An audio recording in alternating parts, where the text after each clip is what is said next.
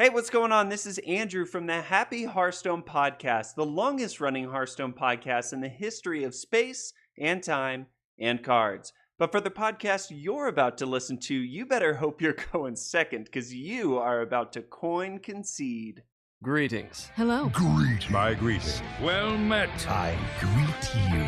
Greetings, traveler. Greetings, friend. The pleasure is mine.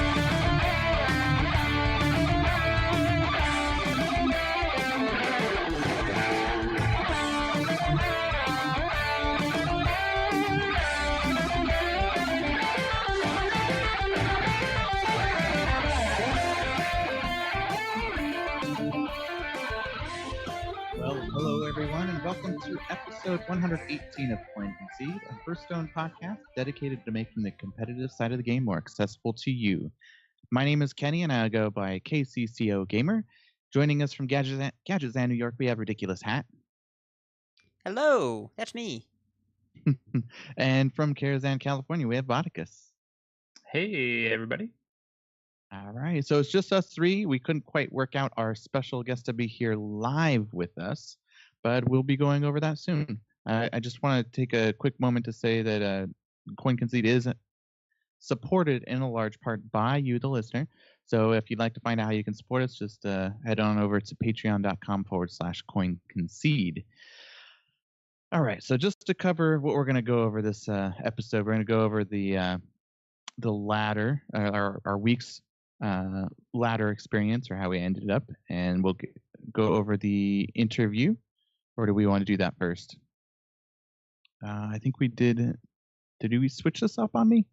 Yeah, you said you wanted to do ladder first. Well, it's up to you guys. What do you want to do? You want to talk? Well, we could do the interview first, or we'd ask those in our chat. Let's just talk about our ladder a little bit and then discuss who we're going to be interviewing. All right. We'll do that, and then we'll go into the short news and talk a little bit about tournaments, and then go into some questions and emails. Should be a jam-packed episode. I'm actually looking forward to it. So let's talk about our ladder a little bit. I'm going to start with Vodicus here. Yeah, so I'm currently at rank 9. I played a lot this Monday because I was playing in the rat race, which we're going to talk about a little bit later. So I'll go into more depth on that later. But on ladder right now, I'm trying out Asmodee's Combo Priest, but I'm also playing a bit of the Stan Sifka's Giants Quest Mage, and I actually think the deck is pretty good. So I feel like there's a lot of games where I should be winning, but I'm not playing it correctly. So looking forward to learning that deck a little bit better and seeing if I can do well with it. Nice. Yeah, I picked up a different wild priest deck, so I may be playing that a little bit. It's, again, another big priest, but a little bit different than what I've been playing. And I've been looking at Asmo's combo priest, so I was interested to play that too. Again, priest. I made a list of goals I want to accomplish this year, and I got to finish those golden heroes. So yeah, let's go over your week this week, Kat. What about you? So, Quest Rogue has been my jam, and the deck is not a tier 1 deck, but there's something to be said about it. I think it is better than it's given credit for, because so many decks just rely on the board now. If you get paired against Secret Mage, you can concede. You're not going to win. Paladin is pretty rough, but I've beaten a Pirate Warrior, a Tempo Rogue, a Pirate Rogue, and a bunch of slower Priesty decks and Druid decks. As long as you get to the point where you can do... Well, if you can do anything with Sonya Shadow Dancer, that card is insane. Wax Elemental helps you survive a little bit longer, and I really like it as well. But Sonya Shadow Dancer, there have been so many times where I'll play it and bump in a couple minions to get the copies back, and then Shadow Step Sonya, and the next turn I go Sonya and play Sousy Deckhand and trade in 4 times and complete the quest. Because you're just 1 mana, you play this card, and then you trade it in, and then it dies, and then you get it back and do it again. So it's just play the same minion 4 times and trade in 4 times, and then the quest is done. Oh, yeah. Yeah, Hunter also seems like a rough matchup for you, but it's not great. definitely the controlling decks seem like they could be pretty good, and the deck just seems sweet. Yes. Sonya is awesome. You should throw up a link. I should add that to the show notes and everything too. I will 100% do that. Yeah, and I don't think that Yeah. Valir is the right play. I think it's just too slow for the deck. You do need double vanish, obviously, but that's been staple for a while. And then Sonya and Zola the Gorgon's been all right. I don't think she's necessary, but I've enjoyed having her. I've been wanting to try out actually a cheat death instead, and to see if that would be a little better. But Zola has been pretty good with like shadow steps and vanishes and stuff like that. If you can get it to stick. So do you guys feel like the meta is shifting? That you're seeing different things still, or do you think it's kind of flattened out? What do you feel? I'll go over in the rat race kind of everything when we go over rat race everything I was seeing, because I think it gives a pretty decent snapshot of the meta, and even just how the meta can evolve over the course of a few hours. There you go. Okay, I'm down for that.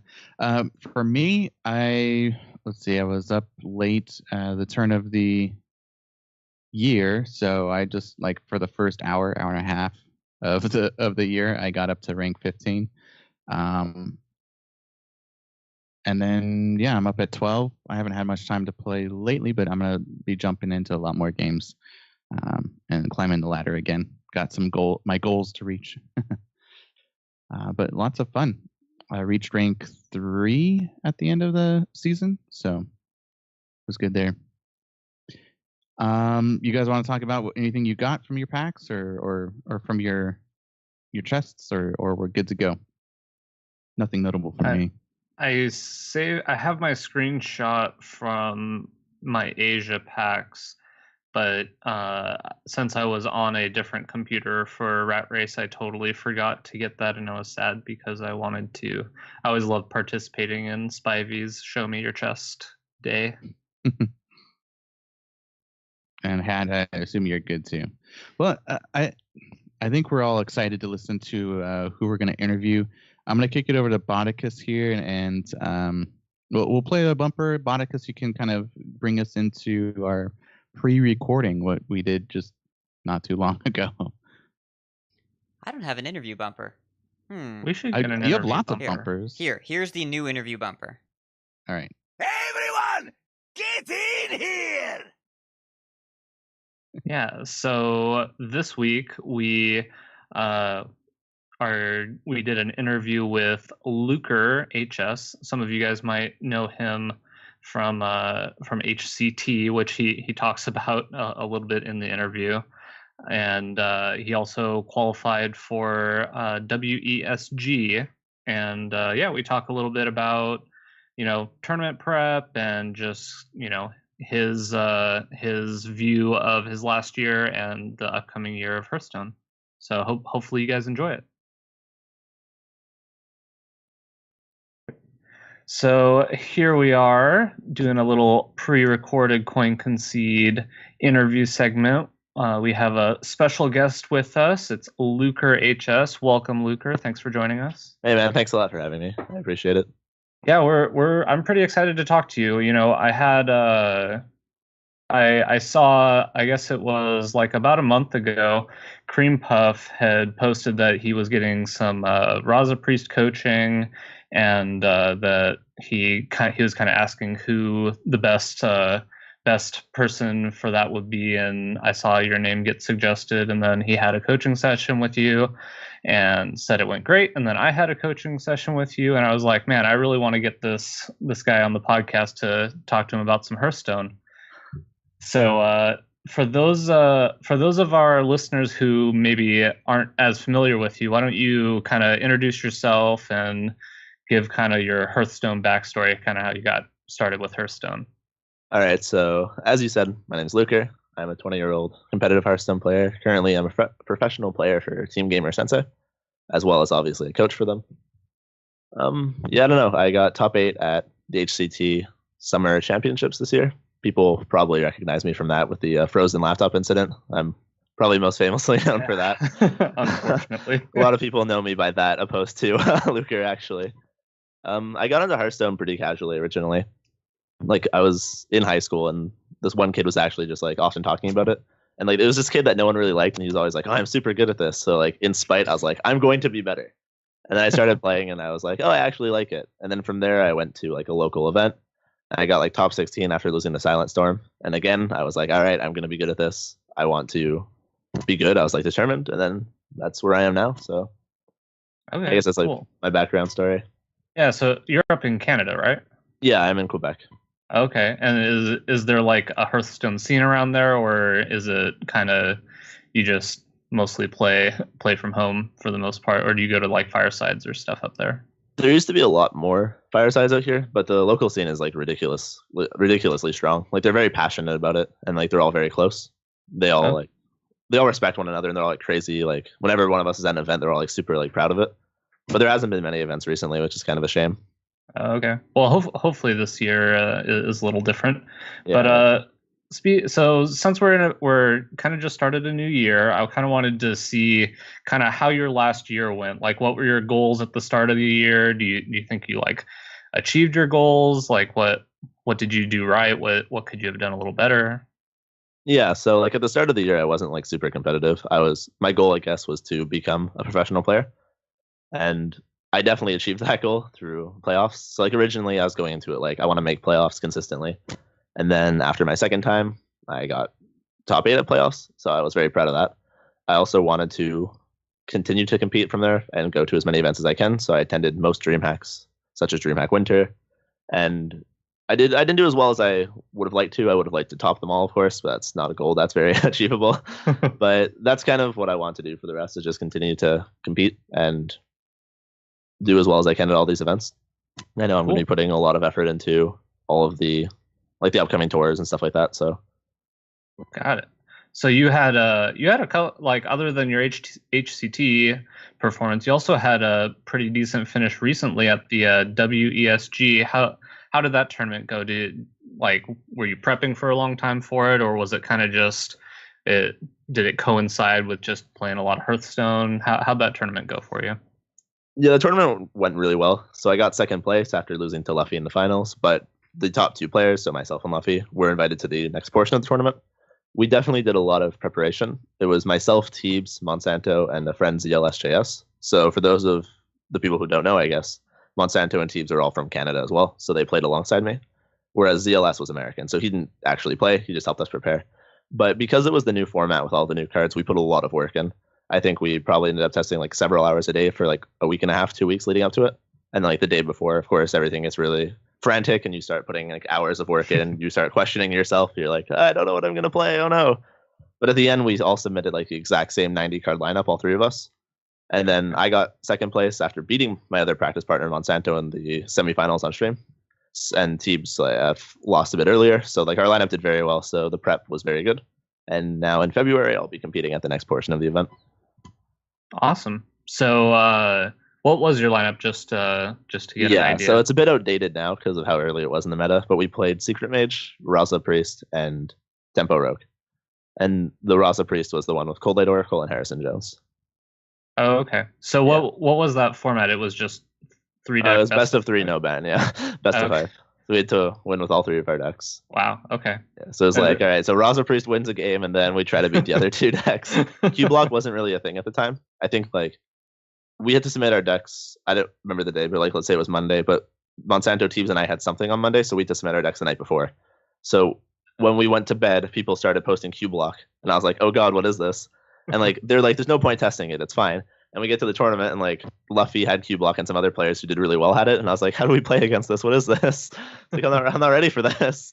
So I kind of wish I brought that deck, but I guess like that must have been one of the really early versions, right? Like before they started adding giants and all that other stuff in there. Yeah, it was the first iteration with like Umbra and stuff. Cool. So yeah, that tournament, and then like you were saying, HCT. So they made a lot of changes now to the HCT system. What do you kind of think of all the changes? What about this upcoming year? What does this upcoming year look like for you? Yeah, so like as you said, there's a lot of changes. Like they pretty much separated professional and like the like aspiring professional pros by having like professionals only earn points through tour stops and ladder, whereas aspiring pros can get points through like they qualify through open cups. I think it's really good because no pro player really enjoyed Open Cups. Some of us, I guess, like Sintalal and myself were kind of okay with them because it was just like an easy grind usually. But it's just like it's really tedious and it wasn't fun. Sometimes if you hit a bad streak of luck, you might play like 15 Open Cups in a month, being on like the higher side, and like every day you're playing like a 6-hour Open Cup. You're getting second place in it each time, and if you don't get first, you're getting less points, so it just feels bad. So like it definitely wasn't fun. But aside from that, I think the changes are very good. I think it sadly does promote people who have like more money to travel more. So it's kind of punishing for people who don't have sponsorships. But I think that's kind of what they need for an esport. If you want the game to be considered to be like a real professional electronic sport, I think they have to separate pro players that are sponsored by orgs and other people. I think if you want to compete, you should have to be serious about it, and you can't just do it while managing school and work. I think you should be fully dedicated to it. So I like the changes personally, and as what it means for myself, luckily I have a team that's sponsoring me. So Gamer Sensei, shout out to those wonderful men, and I believe they'll be sending me to quite a few events, and I'm pretty comfortable with my ladder play as well. So I'm pretty sure you'll be seeing me in playoffs again, or maybe last call actually. So Worlds is the end game, of course, but. And that makes sense too. I mean, if you really want to play in the NFL, you can't just like go to a stadium and be like, I want to play, coach. You have to be signed to a team.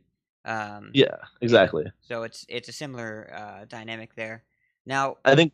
Go Sorry, ahead. yeah, go. No, go for it. All right. I think a lot of people just like they quickly got upset and they're like, "Oh, I can't afford to manage this." And it's like, yeah, it's hard, but if you really want it, you'll find a way to manage your time to like work while you compete. I know a lot of like aspiring pro players were talking to me and they're like, "This isn't really fair for me. I can't manage all of my classes, my part-time job, and this." And it's like, well, realistically, you have to choose which ones mean the most to you. I don't think someone like obviously like it's cool to because it's a card game, it's a bit different. But I think if Blizzard wants to reach the level of competitiveness, they have to separate. They don't want their like world champion to be someone who goes to school full time. Or like, I feel like it's just kind of it makes the game less competitive almost, right? If the best players in the world are ones who barely play and like don't have to practice as much, it kind of is like a slap in the face to everyone else who competes full time. I think. I don't know. That's my take on it, but I know a lot of people tend to not agree with that, but. Yeah, I think it's like you don't see like the best League of Legends players attending school at the same time, right? Of course, again, it's a different game, but I think because it's an esport, it's like a similar vein at least. Yeah, I mean, the goal here is to create a culture of this is a game you can spend all of your time on, and you should spend all of your time on, and it's worth it. And so they're adding the ability to make it so that it's worth it as well for the people that dedicate the time and get signed to those organizations. There's a pretty big gulf there, but before there's a pretty big gulf between world champion and literally everybody else. So I also think that the teams are even switching up to kind of accommodate for this too, because they're being a little bit more smart of who's on the team and who's not. So Yeah, exactly. now you recently played in a different high level event, the Rat Race. The rat race, yeah. And the Rat Race has really evolved a lot, even over the past, 4 or 5 months, just become this really big institutionalized thing. How did it go for you? What did you play? Yeah, so as you said, it changed a lot, right? Recently, the rat race was a thing with like 20 players in their bedrooms just playing for 24 hours. But like now they have like so many people being like flown out to the venue to compete for like a much bigger prize pool. So like it was definitely a lot of fun, and I've done it like the past 3 times. It didn't go so well for me. The last 2 times when I did it, I was like at least leading for a while and doing pretty well. There's times where like people were coming to my stream because I was like in first or second place. This time it was just like I think I was leading at rank 15 for about 12 minutes maybe, when then I just went on a loss streak, and then I hit rank 9 pretty quickly, but other people were like rank 5 already. It just didn't go so well. Unfortunately, as I was saying earlier, I was getting stream sniped a bit by a few people, and it was just like really demoralizing. And I don't like playing with a delay because I tend to want to promote like an interaction within my chat. I feel like the rat race, if you're not at the venue, is very good for like strengthening the community in your chat. From like you get like all these different time zones hit because of the 24 hours. But when people come in and they're just like trash talking you or like stream sniping you, and you've been up for 20 hours at this point, it's like, yeah, this isn't fun anymore. I'm not going to do this. It's kind of like it's really annoying. And as for what I played, I mixed it up quite a bit. I definitely had the highest like win percent with Pirate Warrior because no one was expecting it. A few people were playing Control Warrior, so everyone was mulliganing for that. And then I just like first mate Prince, and I win, yay! But when people started realizing that I was playing Pirate Warrior, my win rate dropped from like a ridiculously high like 70% to like a 40%, and then afterwards I just like jumped between Rausa Priest and the typical good decks. Quick question here for you. Actually, when you were doing the rat race, did they require you to not be in that mode where you're offline, quote unquote? Yeah, we weren't allowed to be on offline mode. The main reason was because that way they could like make sure they could spectate if they needed to and stuff. If you're offline, the admins can't spectate you, and they can't like quickly update your rank without having to go to your stream check. Yeah, because Reyna was playing in offline mode, but he was still in the standings. Yeah, I guess when you have a stream with 10,000 people, it's a bit different. Yeah, I guess that works. Yeah. He may have just not known about the rules though, because I think the offline mode rule wasn't made public originally. Like, I was the one who actually asked about it because I was hoping I could do offline mode. I like changed the card back for each of my decks because I was like, I can't play with the golden card back. They're gonna know it's me. So I was like, I changed every deck had a different card back for everything. I thought I was being smart, and then I asked if I could do offline mode, and they're like, it's in the rules. And it's like, there are no rules. I haven't found any. And then they put in the Discord, they put like a Google Doc with a bunch of rules that I think Reyna just wasn't in the Discord. Quite a few people weren't actually. So yeah, they probably just didn't know. I wasn't in either, and I was there live at the event. Yeah. Yeah, So I think like hopefully next time is more consistent, or they're more consistent overall. Yeah, for sure. More information would be great. Yeah, I think it's just like a hard event to run though, right? There's so many people, and of course, like they're not all at the venue, so it's very hard to keep track of what everyone's doing. Yeah, like logistically, it's an event with no upper end on participation, and also it's an event where it's meant to go for 24 plus hours. So yes, logistically, it seems challenging. Yeah, definitely. What is it like with that kind of marathon presence in Hearthstone? Like, what's the kind of toll it takes on you physically? For playing for like that long extended period of time. Yeah. It's really mentally draining, honestly. Like, I'm used to staying up late for extended periods of time, whether it be like gaming sprees or like ladder finishes or even just like finishing assignments and stuff from when I was like actively finishing school.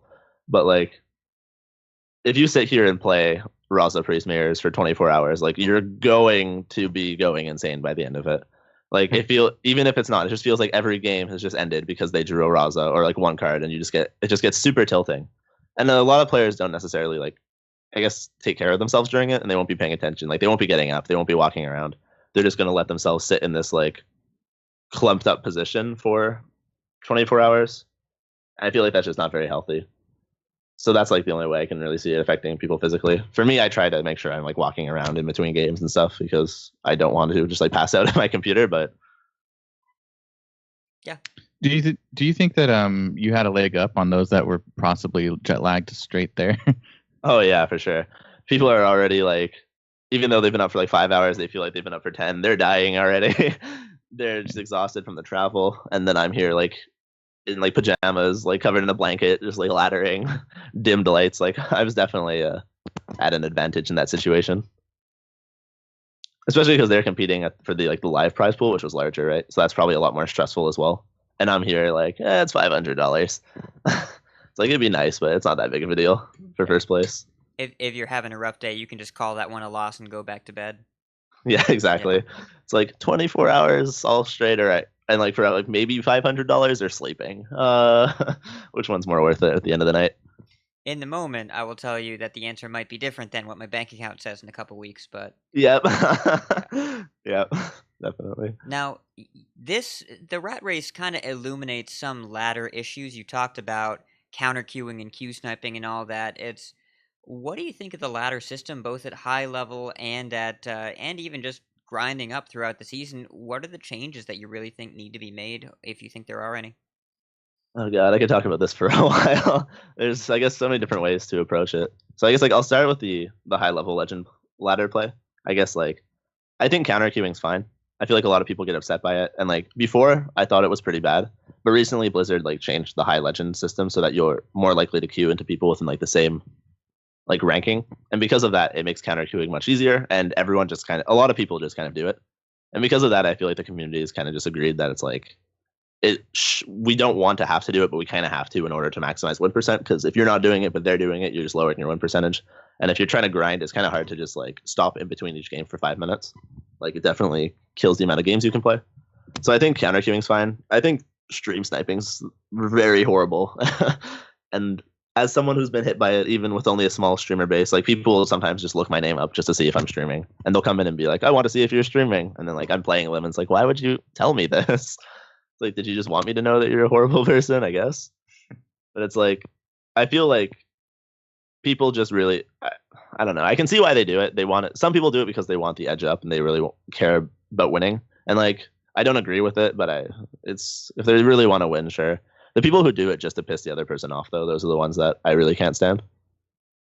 And that's, I have a very similar position to you because we had Asmodai on last week and he was talking about counter queuing, and I definitely see where they're coming from. I definitely can feel that counter queuing is annoying, but I also feel like there's kind of this stigma in Hearthstone where when you're laddering, you're playing one deck, and I don't know that I necessarily like that kind of the way that goes. I would like to see the people who are competing at High Legend be like, hey, I played like 5 different decks while at High Legend just so I couldn't easily get counter queued. But yeah, it is annoying when somebody is like, it's obviously, I think, just cheating if somebody looks at your stream and then's like, okay, I'm going to queue up this matchup because it's extremely favorable. Yeah, queue sniping and like stream sniping, like whether they're watching your game play out for the hand or they're like matching the queues. That's just horrible.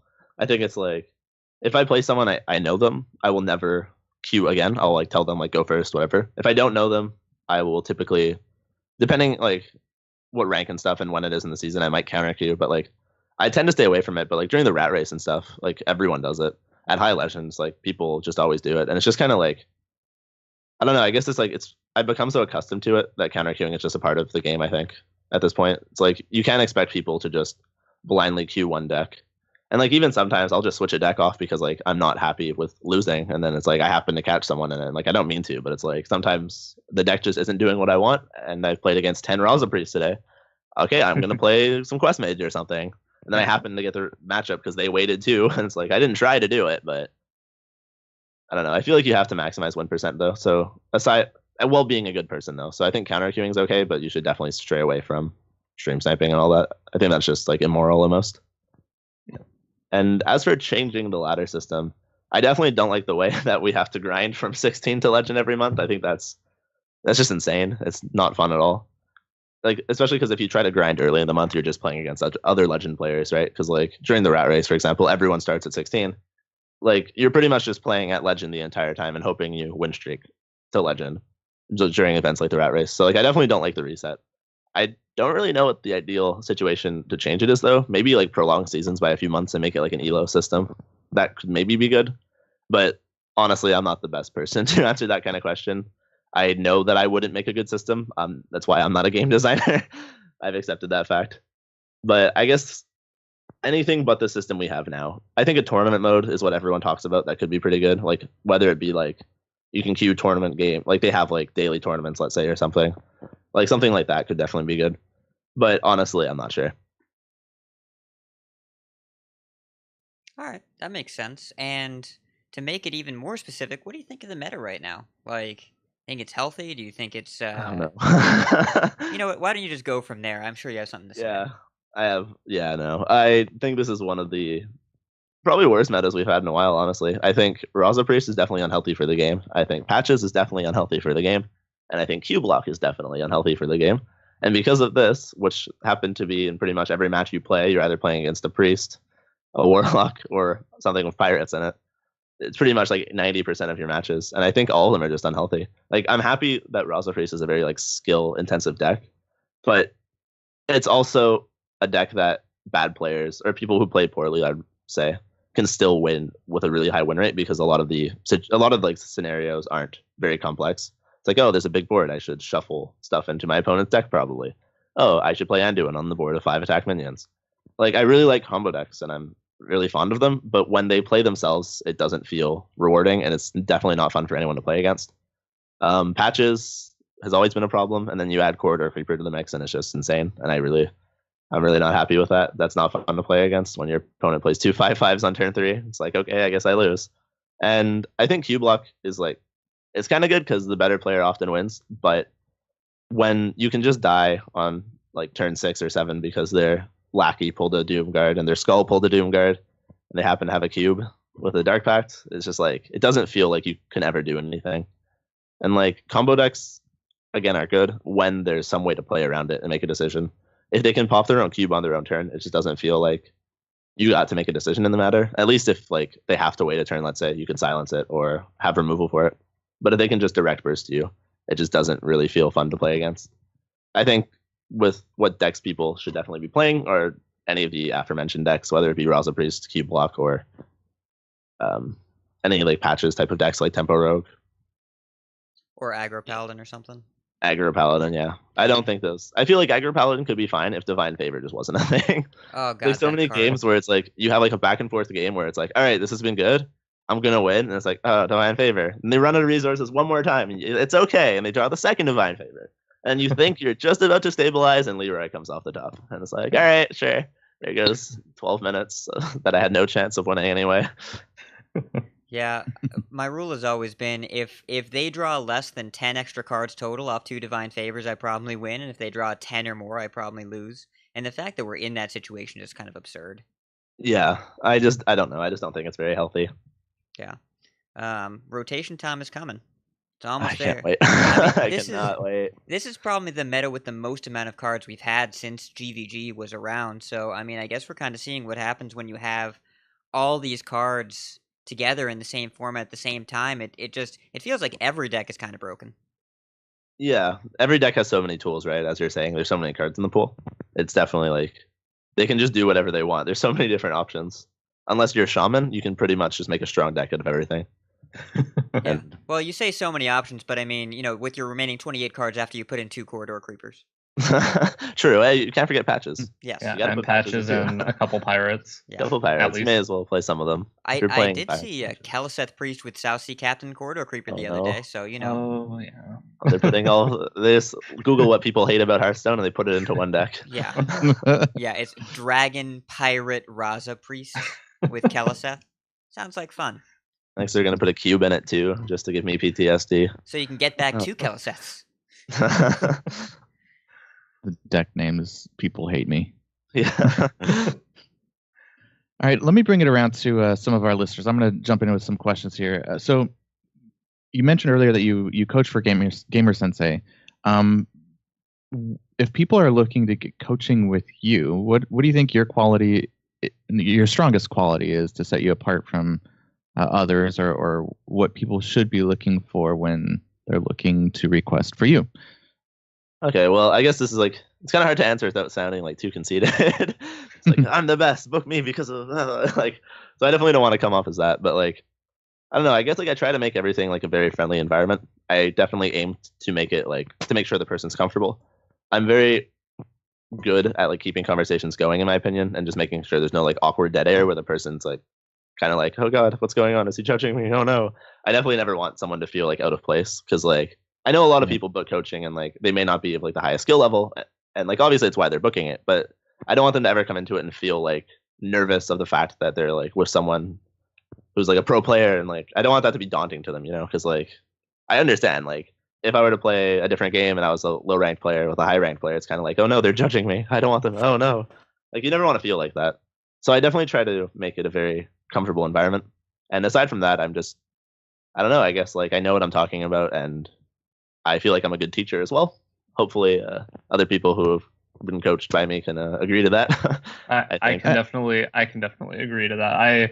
I never felt like you were talking down to me in our coaching. I always felt like it was more like we were working together, and you were making suggestions versus, you just kind of telling me what the best play was and why my play was wrong. Yeah. I feel like what a lot of coaches do is what you just said, with just telling people why it's wrong. And like I feel like that's just not a good way for people to learn. I feel like I have to know what you're thinking and why you're thinking, so that I can tackle it and help you, I guess, like understand why the other decision's like right, or like why your decision's right or wrong, or why like the main play is right or wrong. I feel like if you aren't receiving like that in-depth understanding and being taught properly, you're just not going to retain anything. And then it's like, sure, you might book more coaching, but I'm not doing my job. My goal isn't to get you to spend more money on me. My goal is to help you learn and achieve your goals at the end of the day.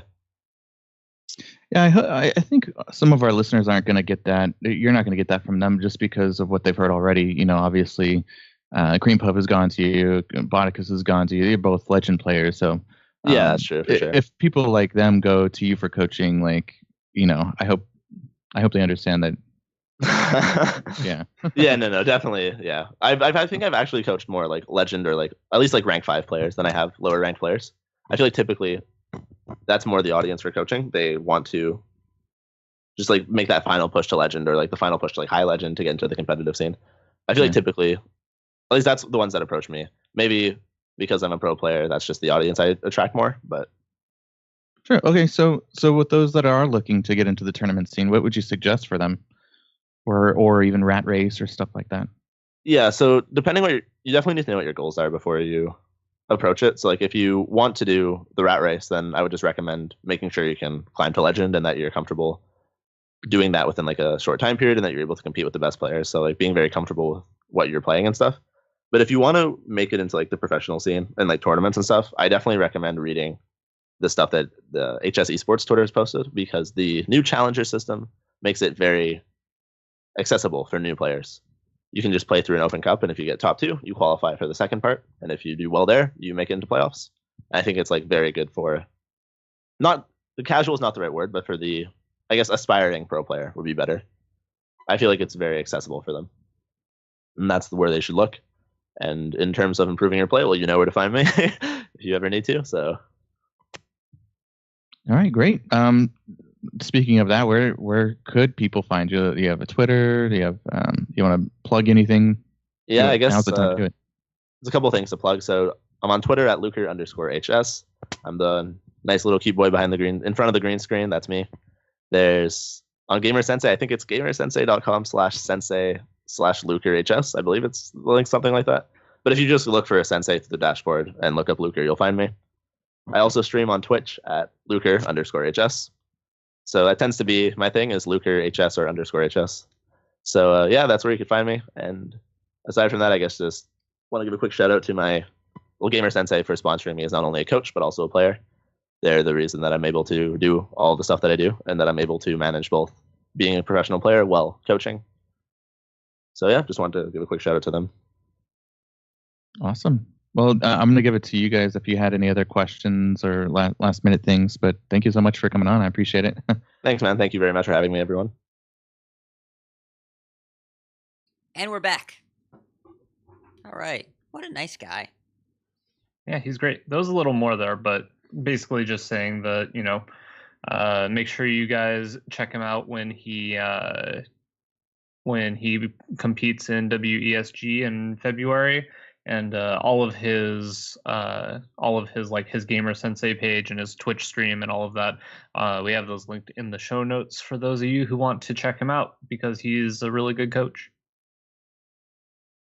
Yep, I'll go ahead and add those to the Twitch right now. But let's go ahead and we want to go. Oh no, we have somebody to thank. So. Oh no, we have a pledge this week. Scott S. Thank you so much for supporting us in our show. We appreciate it. Woohoo! So now I guess we can go into the show. Yes, we can. Want to do some news? News. Let's do some news.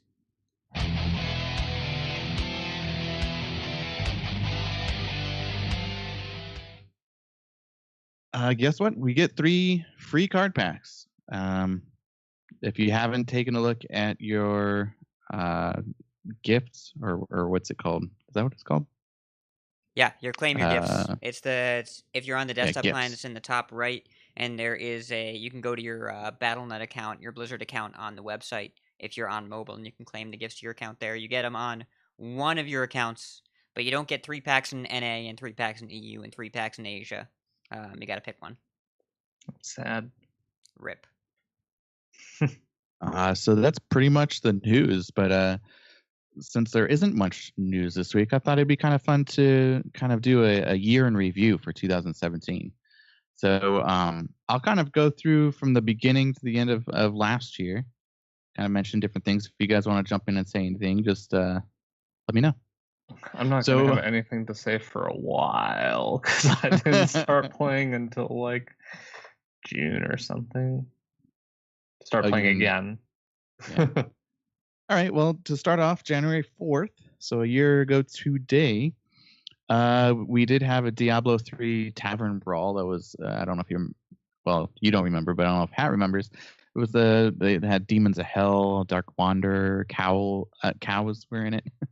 And that was for the 20th anniversary. February 14th was a big one. We had Small Time Buccaneer and Spirit Claws nerfs. And they announced ladder floors. So it auto-corrected my claws there. Claws. Yeah, we're going to talk about a couple of nerfs in a short period of time between let's see, I guess they were announced on the 14th and communicated on the 28th. Small Time Buccaneer had been out for about 2 months at this point.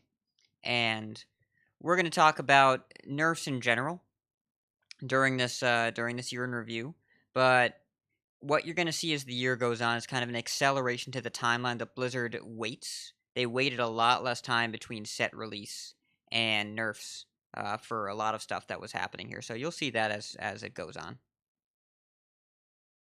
So that was February 14th. On the 16th, 2 days after they announced Year of the Mammoth, they created the Hall of Fame with those special cards and how there will be a Hall of Fame going forward. The arena changed from wild to standard, and they said that there would be no adventures going forward, and they introduced Maeve Shadow Song as a hero. Maeve. Yeah, and however you want to say it. Hearthstone, Hearthstone. The Hall of Fame was a big deal. It was a really big deal to get the Hall of Fame because people were just dusting their wild cards every rotation. And this is Blizzard just saying, please stop doing that. So, I don't think Wild would have existed the way it does now if it weren't for this Hall of Fame because it basically just gifted players like 4,000 dust. Right, if you own Sylvanas and Ragnaros, which almost everybody did because they were too widely played, which is why they got Hall of Famed, they just gave you 3,200 dust, and most players had Azure Drakes and some people had like Golden Ice Lances or Power Overwhelmings or Conceals or whatever. I think it was really important that they did that. All right. We'll go ahead and continue on February 25th. Life Coach leaves competitive Hearthstone. Gonna throw in some streamers and other people in here and events. February 27th, Journey to Ungoro was announced. So they announced there would be 2 class legendaries, quests, and adapt. And then the day after, they implemented Small Time Buccaneer and Spirit Claw nerf changes. They introduced Poisonous as a keyword and also the ladder floors. March 1st, we had our first Broad rhyme for Journey, if you guys remember that. On April 6th, Journey to Ungoro was released. May 1st, Hearthstone reaches 70 million players. I believe it was just before this. This is when I started playing again. In between, very soon after the release of Ungoro is when I kind of came back. Oh, there we go. So Bodicus was the 70 millionth. No, he played before him. May 16th, friendly quest completion and deck importing announcement. So they announced it on May 16th, and how you can complete your quests with friendly challenges and stuff. On June 2nd, Crip pressed the button. You guys don't remember that, but he had 3 years worth of dust collected. Oh man, it was so much dust. So much. Didn't they say something like Blizzard? I think he said Blizzard contacted him because they were worried what would happen when he pressed the button. They were worried that it was actually going to break the game. They did say hold off a bit until they made sure the servers and everything was good enough to handle it. They told him there was a point where he would have 100% crashed the server, and they patched the server to make sure that he wouldn't and let him know when that happened. But they did tell him there was a point where if he had hit it, he would have 100% crashed it. And he did crash the client, but the server stayed up. Yeah. I should link some of these videos and stuff. June 22nd, Hearthstone card pack changes. announcement. So the change to the legendary drops, if you remember, you don't get duplicates, I guess, or anything like that. I feel like that June, gets overlooked. Like I feel like that was that's a big bigger change like than people give it credit for. I like that change a lot. Like it feels like it almost feels so good that it feels like it was kind of just always part of the game, but it's like no, actually it's just a really good change. So I kind of compiled everything here. Some of the dates may be a little bit off. Some of them are announcements. Some of them are implemented or patched in. So I'm not sure if I may have mixed up some of them here. So don't quote me on everything.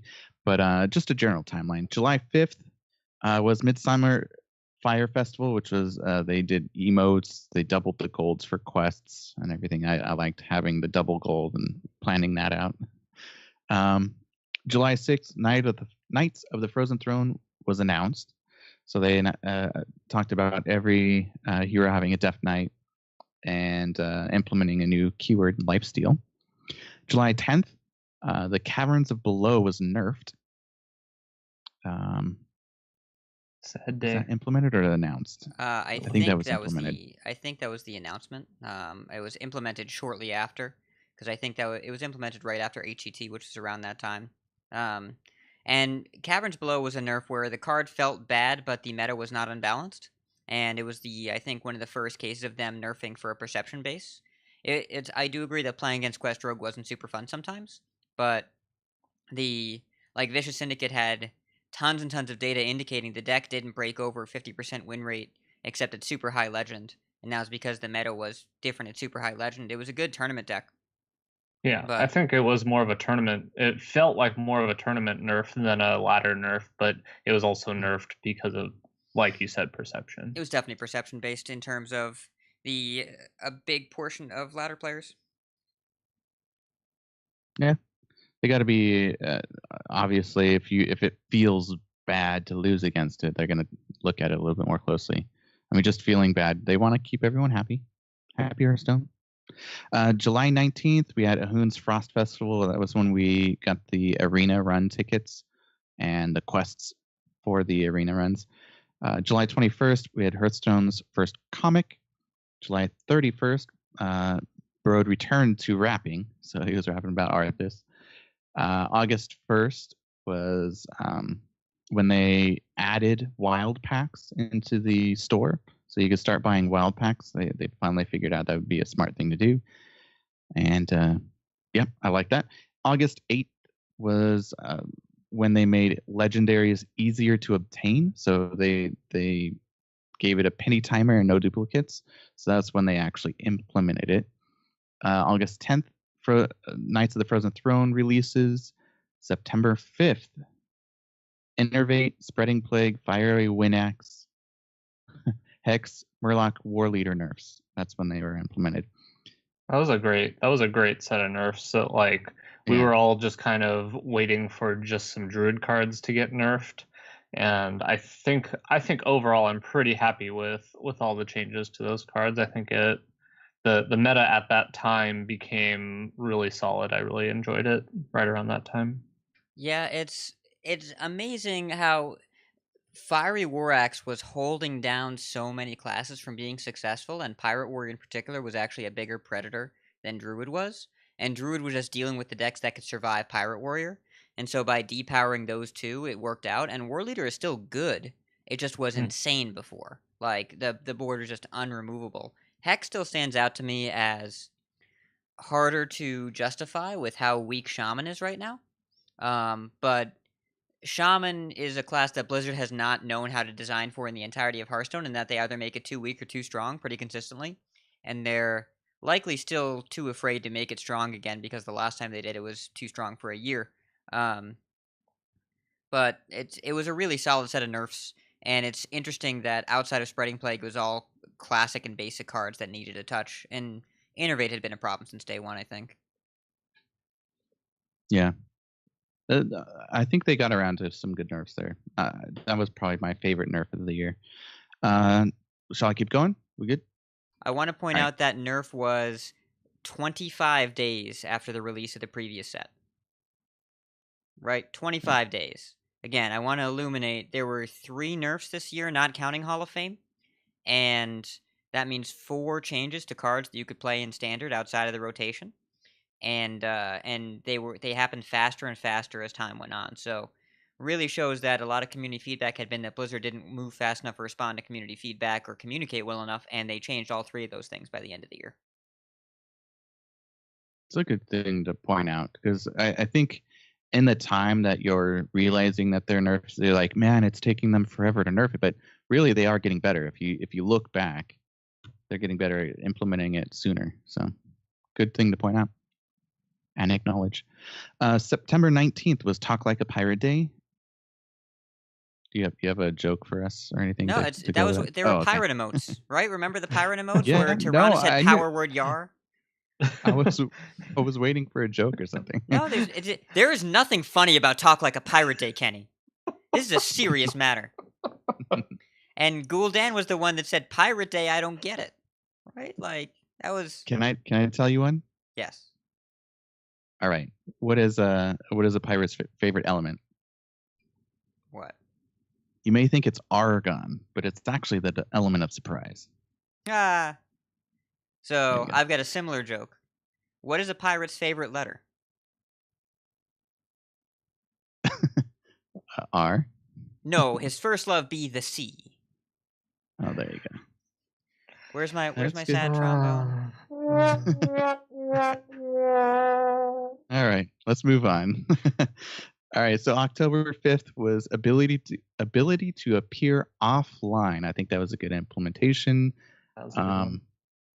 I rarely use it, although I don't come across it. I don't watch too many streams or even stream, so I wouldn't even know how someone would really try and stream snipe. I don't really maybe we'll go over that later, but that's just for me. Well, hey, if I have a question, let's have you guys answer it because there may be someone else that has that same question. So, how would someone stream snipe, or how is it such a detriment? How kind of explain everything, Bot. Okay, so I don't think that appearing offline really affects people's ability to stream snipe as much as it might appear. The way a lot of people get sniped is when they're on your friends list and you see them queue up and you can queue right away. So appearing offline prevents people on your friends list from seeing you queue and basically queuing up right away. And all the other thing appear offline does is if a lot of people are set to appear offline and you queue up against somebody, there's no way to guarantee that you know that it's the person that you're playing against, right? Because it just says your opponent. It doesn't. So you might have tried to queue into the right person, but you don't know for a fact that you're playing against them until the game starts to go for a little bit. It definitely does help, and also you might ask the question like, well, why are they on your friends list if they're going to stream snipe you? Ask that.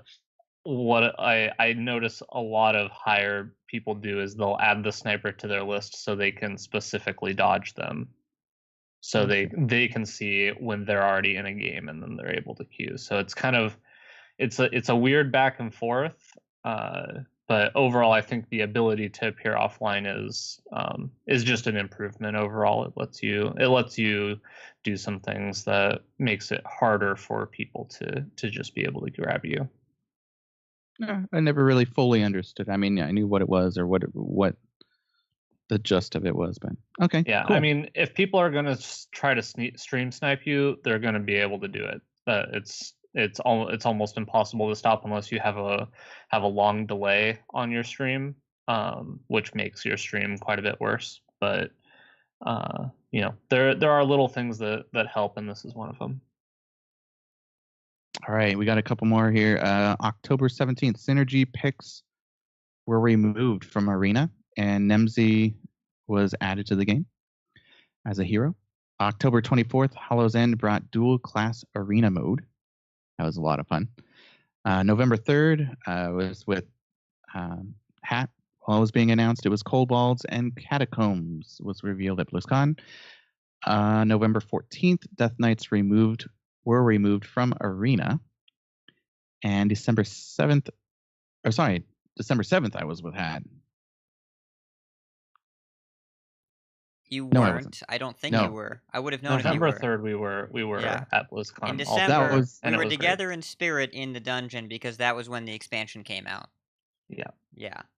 It's and you look at this calendar and there's a few things going on. First of all, is kind of increased community engagement in a lot of ways.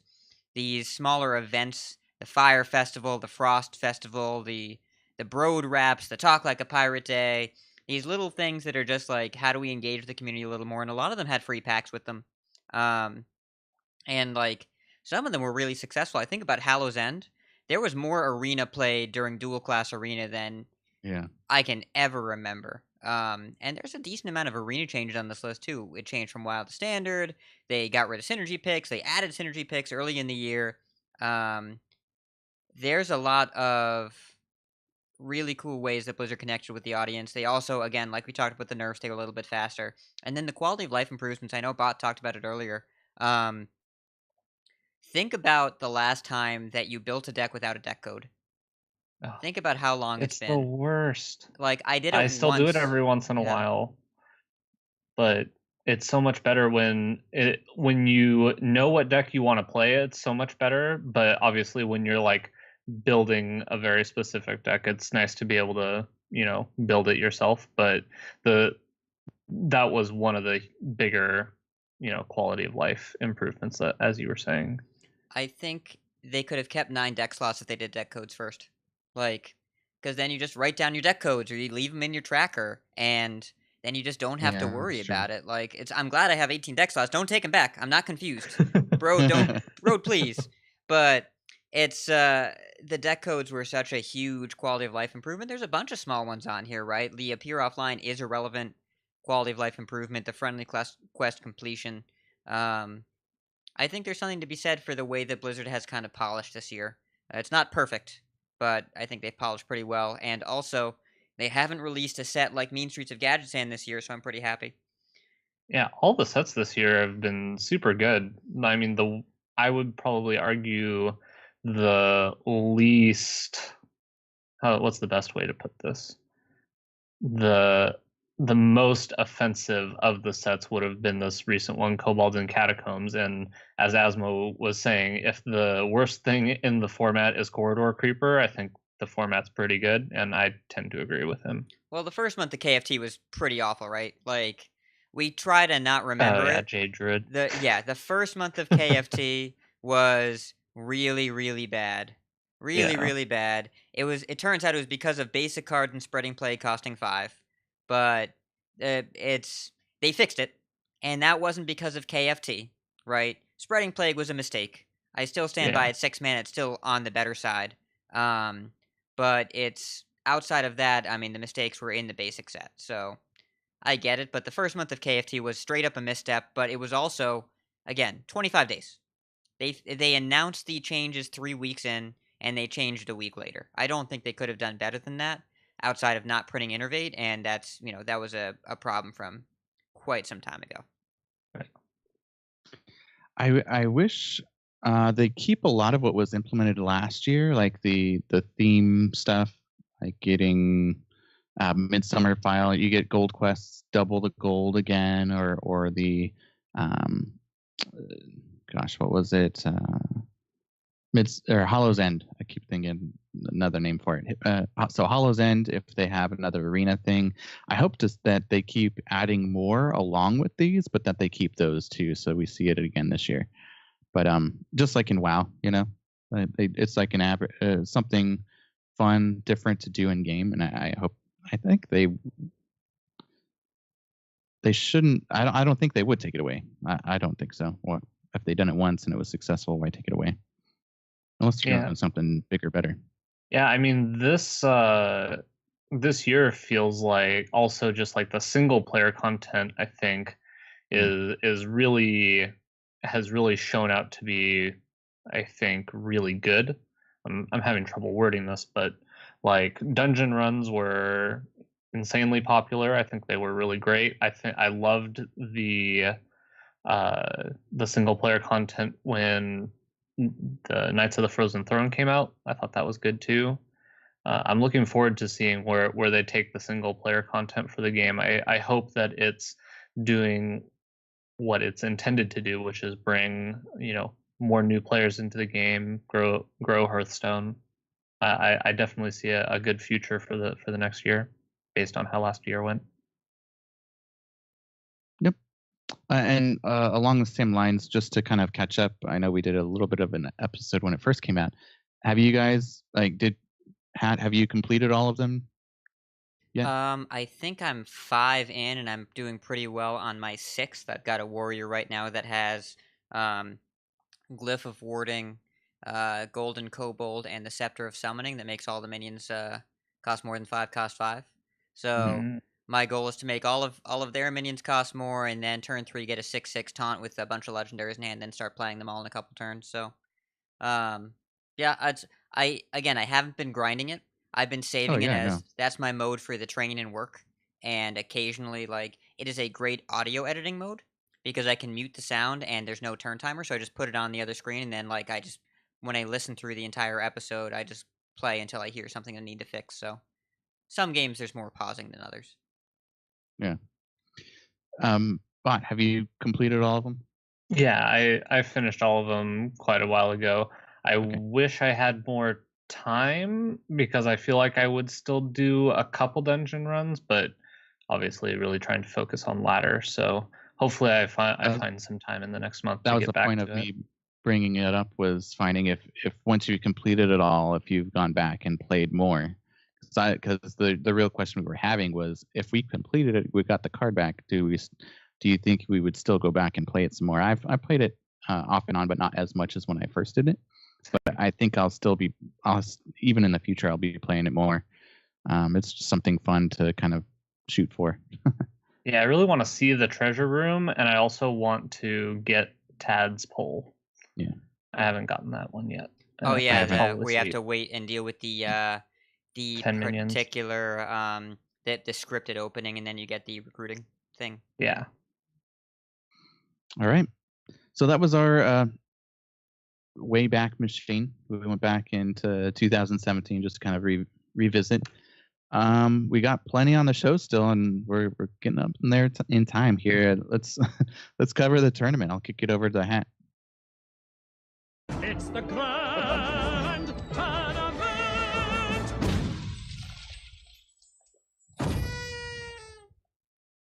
All right, so we had a couple of tournaments going on here. The first one that we had is the Hearthstone Esports Superstars. Now, this was an invitational tournament, best of 5 conquest, bring 4, ban 1, pretty standard. And this is at the HS Esports Arena, which you may also know as the home of the Rat Race. We'll talk about that in a little bit. They had a whole week of Hearthstone there. This took place on the 28th and 29th, right before the new year and right before the Rat Race.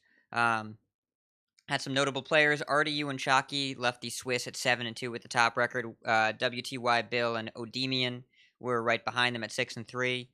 We have a Glut at 5-4 with Muzzy, Astrogation, Zalay, Just Saying, and Reynad. And at 4-5, we got Hotmouth, Purple, Naviute. 13th, we got Amnesiac down to 3-6. And then at 2-7, we have Ant, Pavlin, Frozen. So a very strong group of 16. Odemian beat RDU, and Wuddy Bill beat Chacky to get into the finals, and then Wuddy Bill beat Odemian in the finals for the win. Pretty interesting deck list. We're going to dig into that in the tournament meta section a little bit later. This was the Chief Hearthstone Conquest tournament we had this week, so we're going to dig into that tournament meta specifically. But for the Rat Race as well, this also happened about 3 days later. If you're not familiar with the Rat Race, it takes place on the 1st of the month, every month, and is about a race to see who can get Legend the fastest. So people will start at 3 a.m. Eastern Time and just start playing. And there have been some famous winners. Hunter Race, I think, won one of them. Fibuli won one of them. Muzzy, famously during the Aggro Shaman meta, played and streamed for 27 hours straight and won. It's kind of insane. But it's a race to Legend. This particular event had both an in-person and online component. So you could play online like Luker was talking about, or he could play at the HS Arena for a larger prize pool. So our finishers, I Am Tan was first place. Sehun 628, who was on the show a little while back, finished second, and Muzzy was the top in-person finisher. He was third place overall. I think Sehun and Muzzy were both at the bottom of rank 2, and Reynad and Zalay, who were 4th and 5th, finished at the top of rank 3. Zalay was on site. Reynad, I think, was streaming from home at the time, though I think he actually lives not too far from there. But he started on site and then quickly was tilted and then went home and then started to play from home. that sounds like Reynad.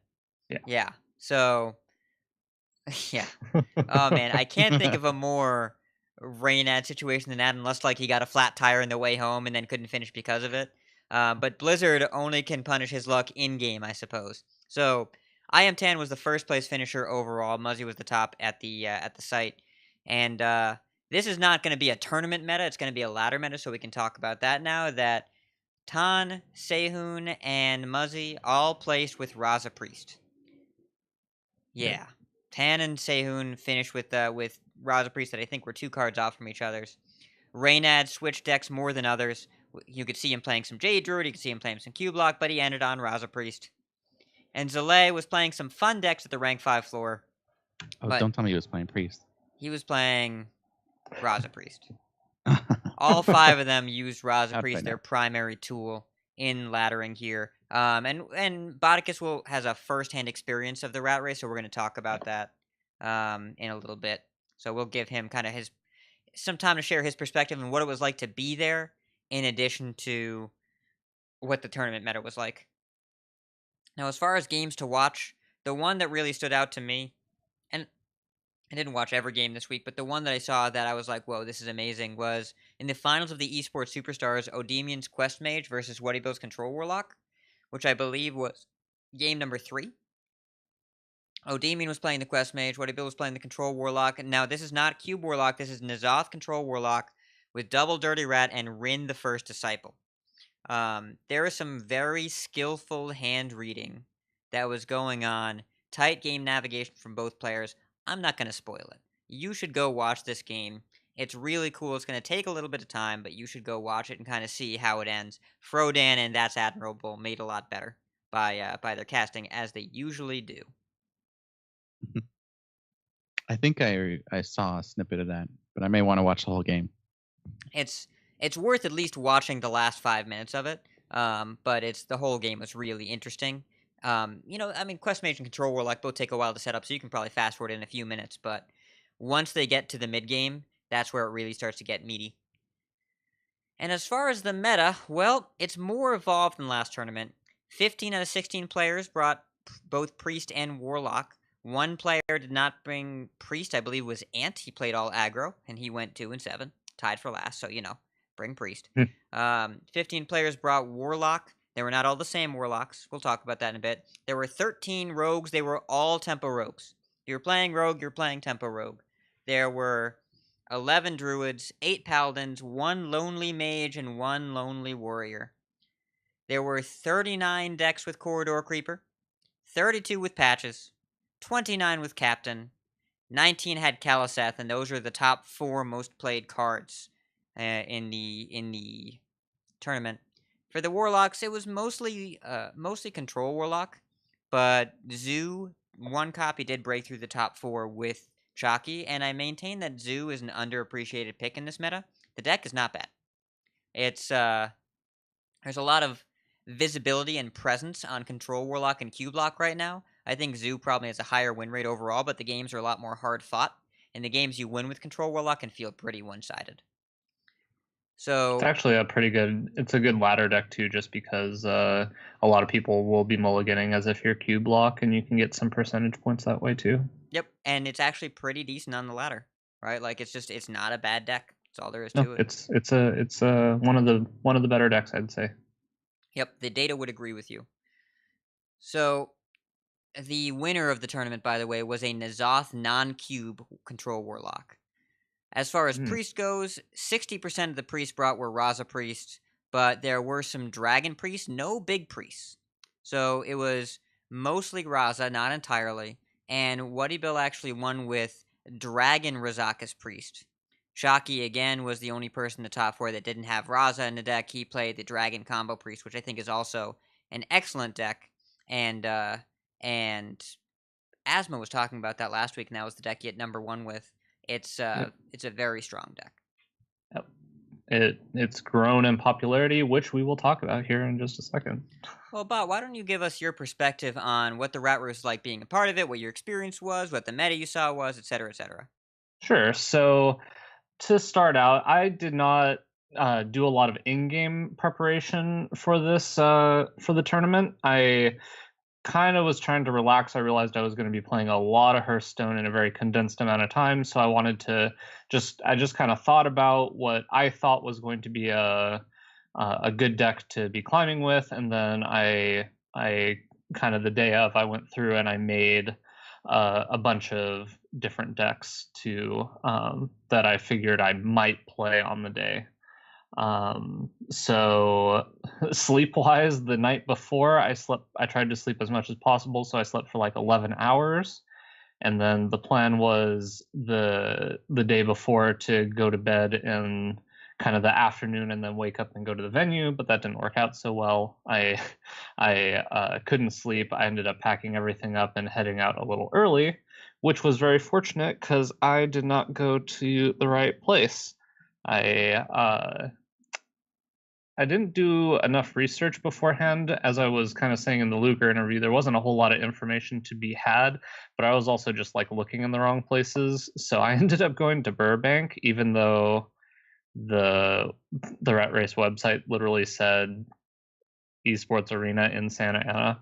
Either way, so I actually got to the venue with only about 20 minutes to set up, and so that was a little stressful, but we got set up. It didn't take a whole lot of time, and midnight rolled around and just kind of started playing. So my thought was that there's probably going to be a lot of people starting on aggro, and in my opinion, the best aggro deck that beats all the other aggro decks is Aggro Druid. And I figure I have not seen a lot of Aggro Druid on ladder, so I figured I would probably be one of the few people playing it. But as I saw at the beginning of the tournament, there were a lot of people that figured out that Aggro Druid was going to be good. And to start out, it actually was. So I started out. I won my first game, which is the ever important game because it gets you to rank 15 if you ended at Legend. And then I kind of puttered around at 15 for a while. I didn't have a lot of success right away, but once I kind of got some wins in, I went up to 10 pretty quickly. And I think I was actually one of the first players on site to hit 10, which felt pretty good. So I was feeling really good. I want to say it took me about 2.5 hours. 2.5 hours sounds about right to get to rank 10. But once I got to rank 10, I got stuck. I was literally at rank 10, never more than 4 stars for probably like 5 to 6 hours at least. Like it was pretty brutal. After maybe like 3 or 4 hours, I probably tried to switch it. I definitely tried to switch it up at some point and got a couple wins, never really got a ton of traction. And then played some Raza Priest, which was looking pretty good, but what ended up happening is I got into a mirror match against, I believe it was Astrogation. I'm not positive, but basically we pretty much had all the same cards. Like we drew very similar cards, but I was just getting destroyed. Like he was clearly playing the matchup way better than me, and I just could realize that I could not play that deck if I was just going to get outplayed by these better players.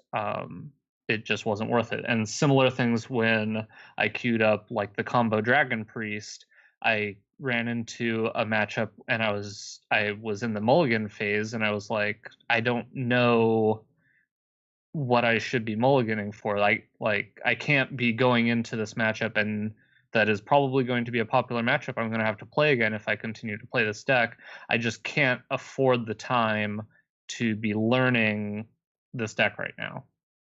So I eventually tried to take a nap between like 7 and 8. Didn't get a ton of sleep, but I came back, fired up some more aggro druid, and was able to climb a little bit. I got up to rank 6, and I was feeling really good. And then it just kind of all, once I got up into rank 6 a little bit, it just kind of all started to fall apart.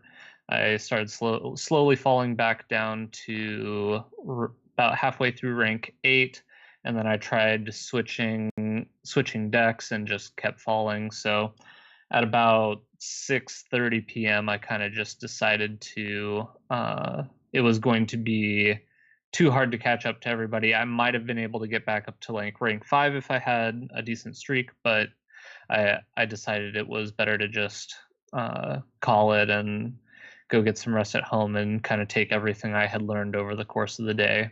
And my big takeaways are, you really have to have a good amount of prep work.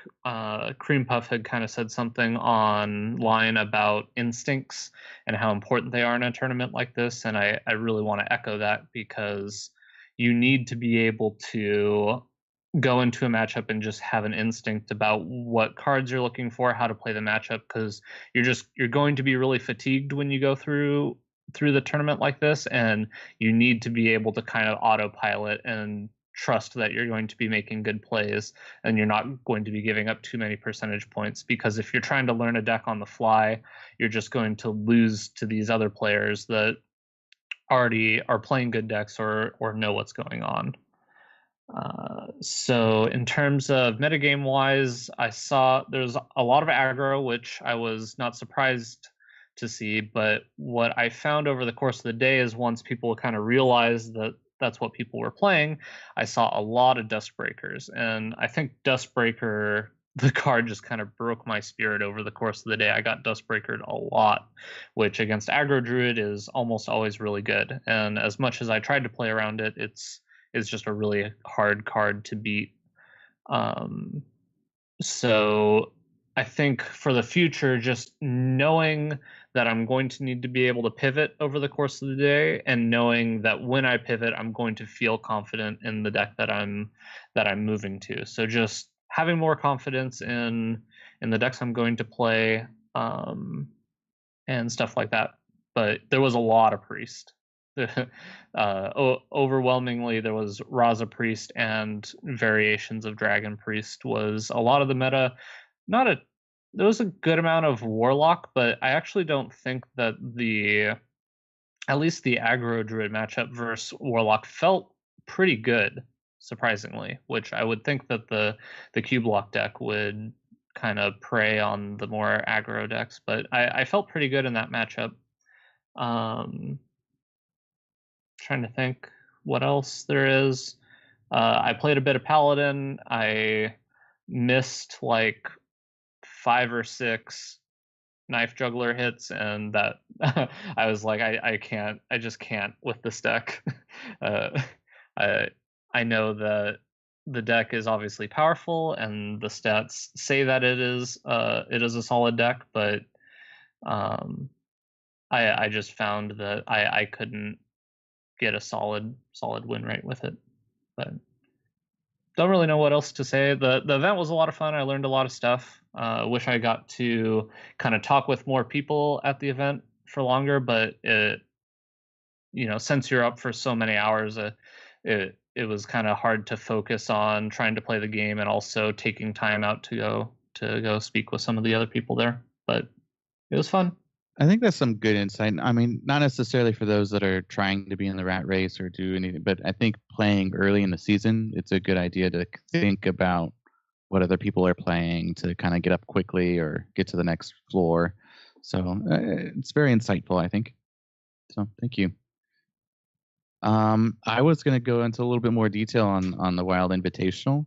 But I think I'm just going to cover up the end here and what happened. So basically, finals was between Aw Dragon and Danny Donuts. Aw Dragon's kind of just a known person in Wild who does well, stays on high Wild. Danny Donuts obviously does the meta report for Temple Storm and for VS for Wild. And yeah, so they played a game or a best of 5, and just kind of what I want to go over the notables here for the overall tournament. So everyone basically brought the same decks. It was a Token Druid, Raza Priest, Aggro Pally, Key Block, and Control Mage, basically. All of them, except for a few different people. So some of those that were kind of out in the first round here, Ambari. They brought Mally Shaman.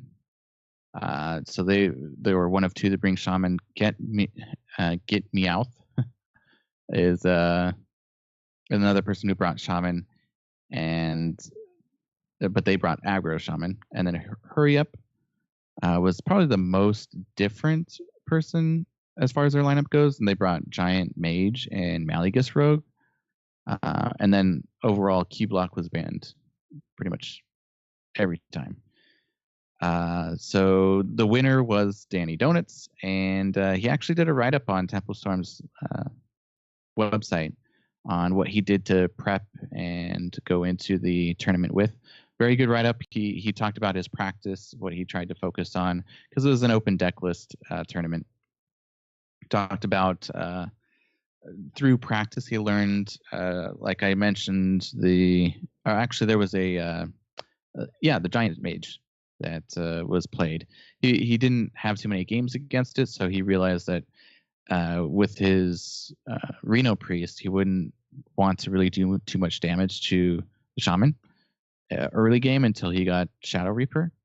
So to get around that, he would Shadow Reaper all the big minions, and then also have Ice Block and Reno Jackson ready to go. So that pretty much resets the game and gives them enough to end the game with.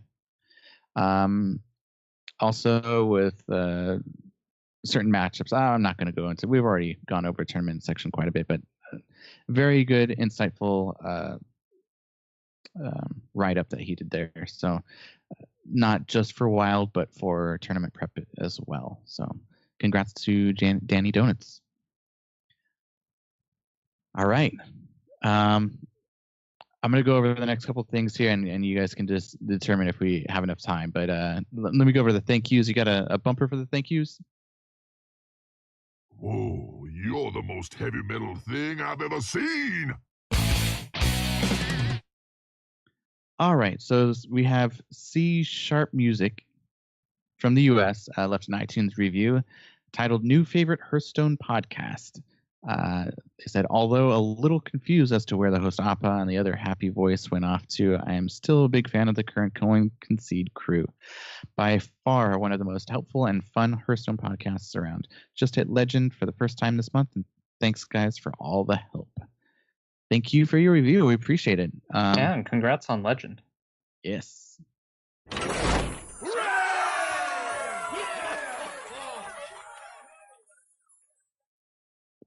Always nice to hear our listeners. I'm gonna get a tear in my eye. Make Legend.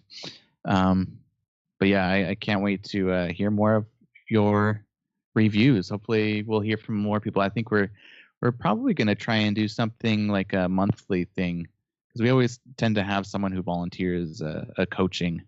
Where if you leave an iTunes review, we'll see if we can get you in with a raffle for it. So we'll see. We'll keep you tuned.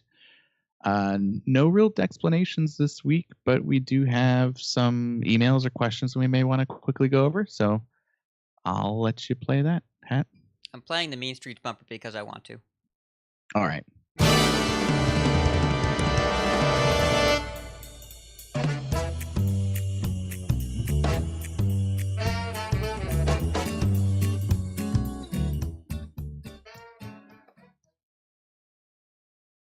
So this week for Dexplanation, since we haven't done any emails or questions from our Discord, we decided that we should definitely go over that because we got a bunch of really good questions.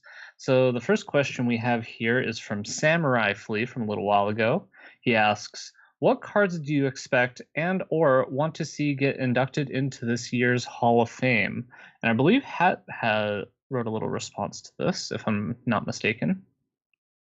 Sounds like something I would say. It's well, so Ice Block, Auctioneer, and Alexstrasza are the three that have been talked about the most, right? I'm trying to think of what else we would want to nerf. Um, I don't think there. So when they Hall of Fame cards, it's because they're seen play too widely or for too long of a period of time, right? It means that the card has been a part of a set or a class identity since the beginning in maybe a less healthy way. Because you think about what Azure Drake, Sylvanas, and Ragnaros. Um, none of those were class cards. They were just anytime you wanted a 6 in a deck, you put Sylvanas in. Anytime you wanted an 8 in a deck, you put Ragnaros in. Now, when it came to the class cards, the ones they removed were Ice Lance, Power, Overwhelming, and Conceal.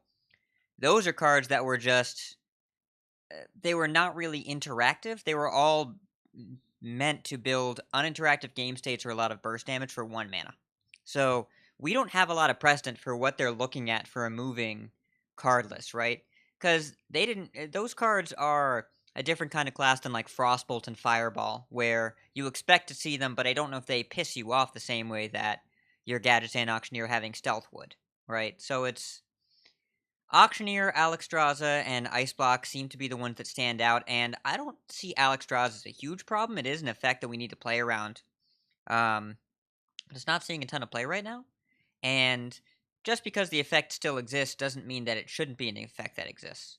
So I could see them Hall of Faming Auctioneer. It's a fun strategy, but it's a powerful effect that limits design space. If they're removing a 9-mana dragon, I think it's probably Malygos. Yeah, that's what I was gonna say. Not Alexstrasza, because Mali it limits their design space really seriously. It's not that it's good; it's that when it is good, it's usually way too good. And the other cards that would stand out to me, like something like Prep, is really difficult to say this card should not be in the game without giving Rogue some other tool every year. And the problem with removing a really powerful classic card and making up for it with cards from each expansion is that every set you need to say, Rogue needs something because we removed a really powerful classic tool, which is kind of the spot Warrior is in that you need to print something good every set. Well, the last time a class needed improvement, we saw Shaman, and that got a little too good. And then after that, we saw Priest, where after Purify, well, Priest needs to get better. Be careful what you wish for. So, they might remove Prep. I think it is the most likely candidate in Rogue, either Prep or Shadow Step, because they are cheap, and because they generate mana-saving abilities. I don't know if Rogue needs that, but the cards have been around for a while, and thinking about Druid, I could see Nourish going. Like, of all the Druid cards, Wild Growth is too good to take out, I think. Like, I think you need that for Druid to be relevant in a lot of ways. It's a powerful card, but I don't know if it's OP. But I think the way that Nourish has been used lately, it is actually a limiting card in their design space, because if you print UI and you don't have Nourish, UI is fine.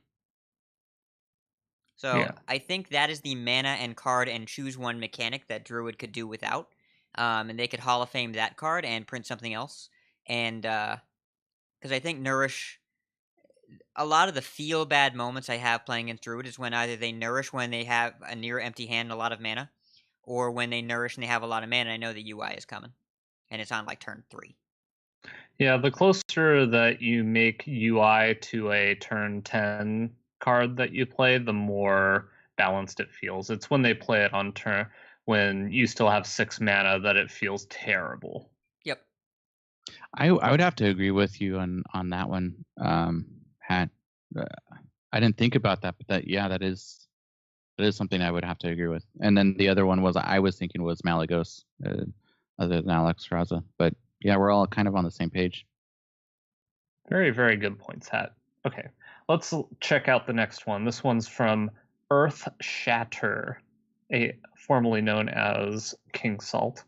How do you feel about LOK Shadow's tweet? And his tweet was, I must be an idiot because I can't figure this out. Perhaps Blizzard can explain a bit to me about what budget decks are available to compete with Priest.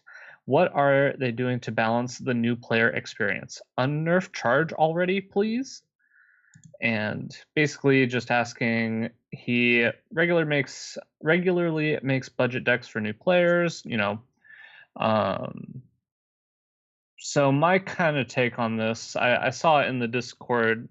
Was it Hat that replied that, you know, Asmo's Combo Priest is actually not terribly expensive. There's no necessary legendaries. It does play Lyra, but I think you can get away without Lyra, and it's a relatively cheap deck that is pretty solid against the other versions of Priest. I know the Cinder linked, the decks that have the high win rates against Priest, which are a lot of relatively inexpensive, aggressive decks like Aggro Paladin and the likes of that. I don't know that there actually is a huge problem.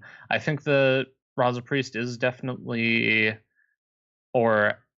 is definitely the best deck right now, but I don't think it's by a hugely wide margin. I think the other decks can compete with it. I don't know. What are your thoughts, Kenny? So, yeah, I was going to point this out because they did within that thread. Someone else said define budget, and he said, I think the metric Hearthpone usually uses is below 1,600 dust, but I'm usually stricter and only use around 4 rares and the rest commons.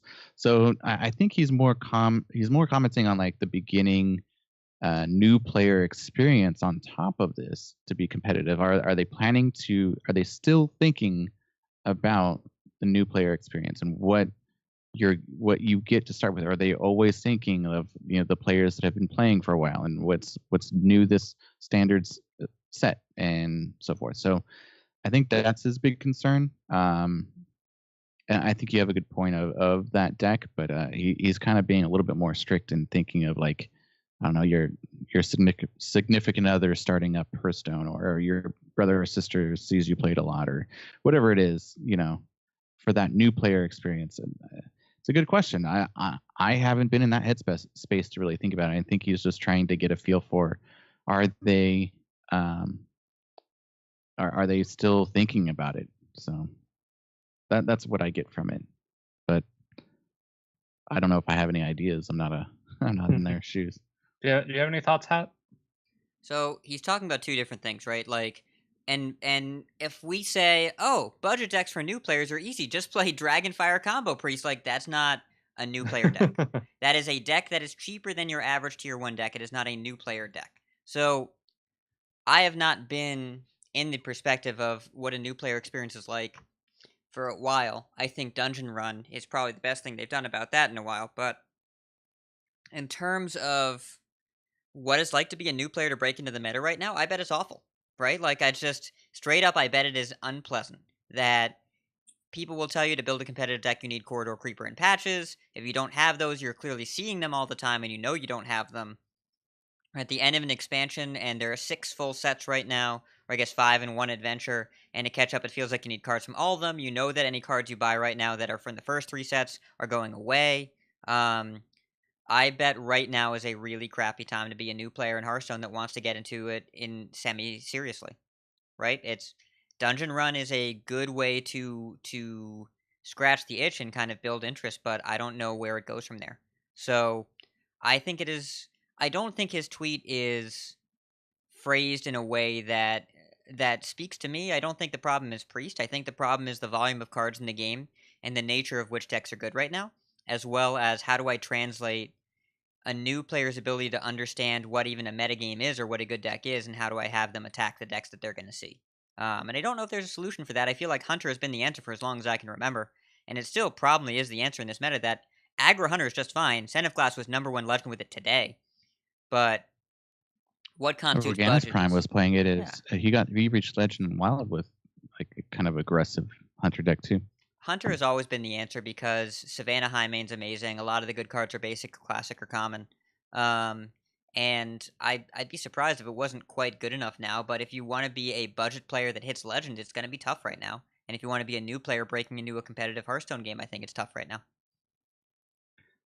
I will also say though that if you started a brand new account right now, you would get 2 legendaries for free, right? You would get you would get a free Death Knight and a free weapon. So maybe the definition of budget deck, I think you can probably change it now a little bit at least, because that's 800 dust you can just get from a brand new account, and that's assuming you get 2 unplayable legendaries. Like I feel like he could afford to, you know, make these decks slightly more expensive, and then maybe he can compete a little better. I don't know. Does that make sense to you guys?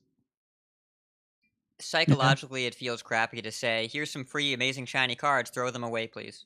Um, like it's yes, you can say if you burn the resources the game gives you down, you can build a budget deck right away.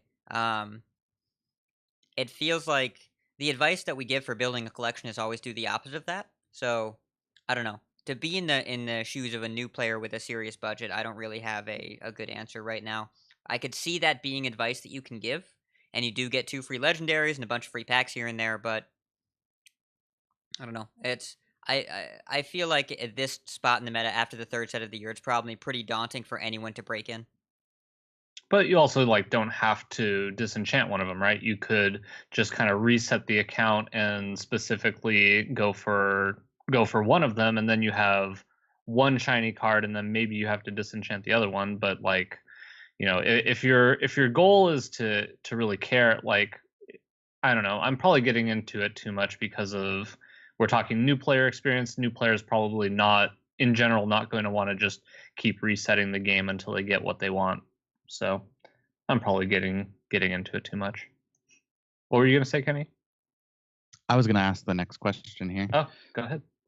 All right. So Steven Sensei asked, when thinking about getting into Legend, we talk about having to play lots and lots of games. Obviously, we think about wanting to play them at the best win rate, but for those who have made it to Legend, how often in any given season do you usually also hit your max gold for the day from winning games?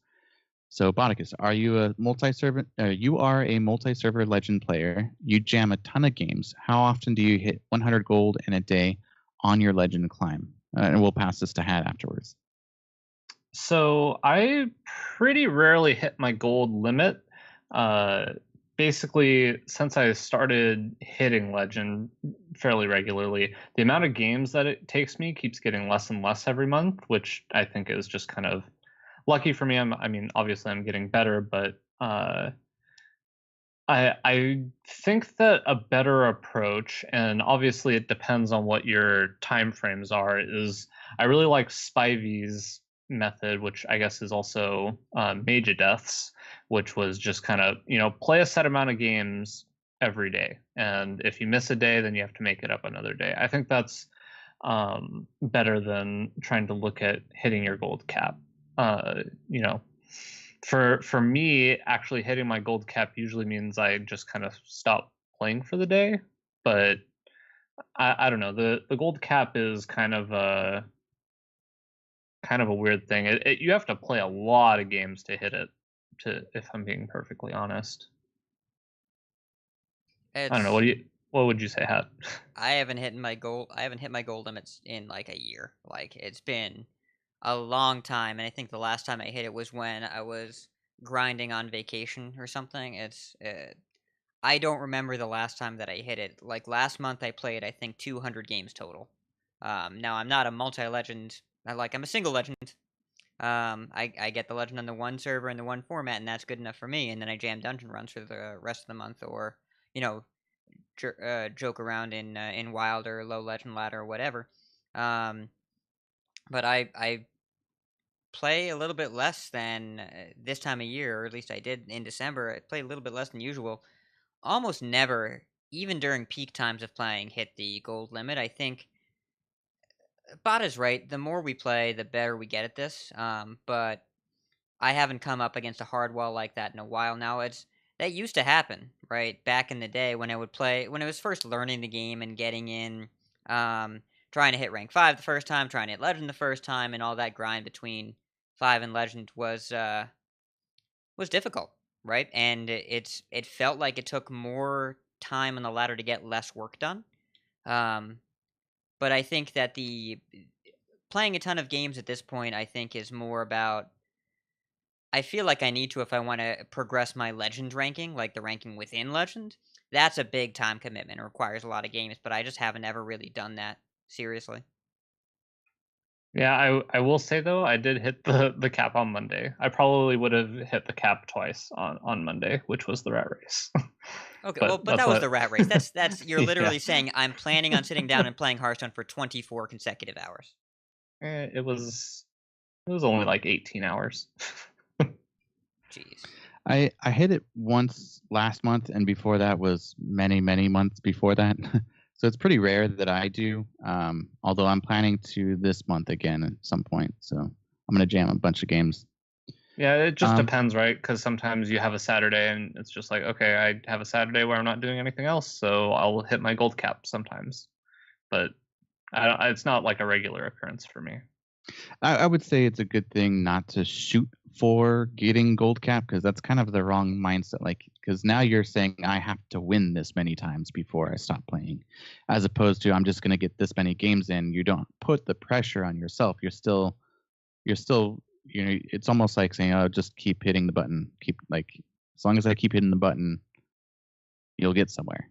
You know? If you've hit rank 5 before and you commit to doing 15 to 20 games a day every day for the month, which is a ton of games, I'm not going to lie, that's a ton of games, but I think most people would be hitting legend on those months. Yeah. I would think that would be fairly common. I would recommend as a challenge to everyone that if you want to hit legend and you consistently hit rank 5, play the same amount of games and just do better in those games. Spend the extra time that you would be playing watching your replays. Go back and watch your replays. Play 10 games a day and watch your replays in any that you're not sure about. Before you play the next game, watch your replay right then. Right? Like, just go back and immediately watch it. That getting to legend is not about volume of games as much as it is about positive win rate and about the ability to navigate tight situations. That the best players are the ones that turn those really close games into wins instead of losses. Because at a certain point when you just jam the button, you are playing a numbers game. And if you have a 60-40 deck, if you have a 55-45 deck that's going exactly 55-45, we're talking about hundreds and hundreds of games. So, you can hit legend with a 600 game season. I would recommend getting yourself to the point where you are playing the same volume of games and winning more of them. And that is all about the analytic and research side of the game. Alrighty. So we're kind of. I don't want to be hitting another cap long episode here. As we did cover a lot, so I think we're gonna save the next couple of questions that we've had saved up.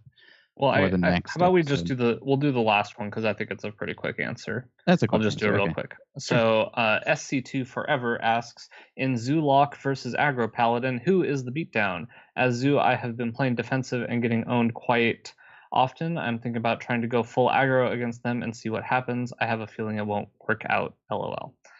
So Nikolaius had a pretty good response to this one. I agree with Nikolaius that in the aggressive matchups, Zoo is the board control / mid-range deck. You want to take the game. I think you want to take the game longer because you can really utilize your hero power as long as you've prevented damage to your face by doing a lot of trading. You can utilize your hero power to generate advantage over the course of the game, and you have the strongest late game of Gul'dan, which pretty much once you have played Gul'dan and you're not dead, you're going to be able to win that game in the long run. Your best card in that matchup against the non-Murloc version is Despicable Dreadlord. So if you have a curve that can accommodate it, I'd be willing to keep it in my opening hand. But yeah, try to play out the long game, really focus on making value trades and just having a good idea what your opponent is capable of. And I think you'll have good success there. And that's a tricky matchup as well because Aggro Paladin has a surprising amount of charge and burst.